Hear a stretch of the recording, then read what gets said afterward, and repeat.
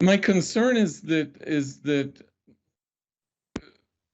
President Xi is relying heavily on very hawkish advisors, and that there's a large, because of his control and purges, and in the next party Congress, he's likely to further stack the Politburo Standing Committee with people that think alike. There's a real risk of groupthink and of hardline groupthink that he has to be careful that they could push him to take an action vis-a-vis Taiwan that would be very highly risky for China, not only politically and economically and militarily, but in terms of its reputation as a responsible, growing superpower that could harm China.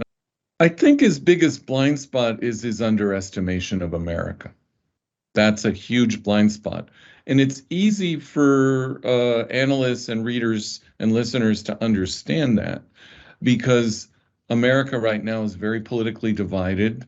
It's weakened economically. It's still the strongest power in the world, but it's struggling with inflation, with a possible recession, with a very divided country, very highly politicized, very fragmented. And it's easy to buy into the narrative that President Xi has articulated, and his leading theorists, such as Yuan Peng, the head of the CICIR, a think tank affiliated with the MSS, has written last year. The East is rising and the West is in decline. I'm old enough to have heard this kind of thinking about America for decades. I was a teenager after the Vietnam War. This thinking was prevalent then. There were other times when this thinking in later years was prevalent, but one has to be careful.